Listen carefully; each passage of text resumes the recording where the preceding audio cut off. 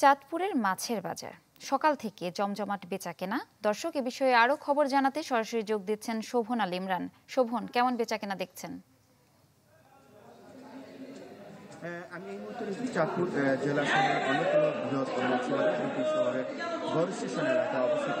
আপনি জানেন এখন আসলে ইলিশের মৌসুম, যার কারণে ইলিশের সরবরাহ একেবারেই কম। এই সরবরাহ কম থাকার কারণে ইলিশের দামও বেশ ঊর্ধ্বমুখী। তো ব্যবসায়ীরা যেটি বলছেন, সামনে যে মার্চ এপ্রিল জাটকা সংরক্ষণ কর্মসূচি আসছে, ওই কর্মসূচিতে যদি ইলিশের পোনা যে জাটকা যদি সংরক্ষণ করা যায়, তাহলে আগামীতে ইলিশের উৎপাদন বেশ বাড়বে বলে তারা আশাবাদী। আজকের আমি যদি একটু বাজার দরটি জানাই, সেটি হচ্ছে 1 কেজি পরিমাপের যে ইলিশ রয়েছে সেটি বিক্রি হচ্ছে 2400 থেকে 2500 টাকা দরে। এছাড়া 1200-1300 গ্রামের যে ইলিশটি রয়েছে সেটি বিক্রি হচ্ছে 2600 থেকে 2700 টাকা দরে। এছাড়া 500-600 গ্রামের ইলিশটি বিক্রি হচ্ছে 1000 থেকে 1100 টাকা কেজি দরে।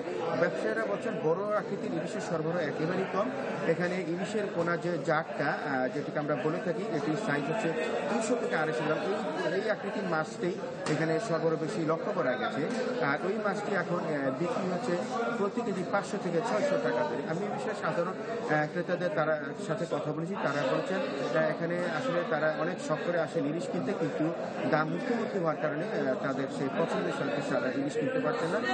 তবে ইলিশ গবেষকরা এবং জেলা মৎস্য অফিসের কর্মকর্তারা জানিয়েছেন, সামনে যদি তারা জাটকা সংরক্ষণ অভিযান যদি সফল করতে পারেন, এবং নদীতে তো সবসময় জাটকা ধরা নিষিদ্ধ থাকে, ওই বিষয়টাও যদি তারা সতর্ক থাকেন এবং সফল করা যায়, তাহলে আগামীতে ইলিশের উৎপাদন বাড়বে এবং সাধারণ মানুষের ক্রয় ক্ষমতা নাগালের মধ্যে ইলিশের দাম আসবে বলে তারা বেশ আশাবাদী।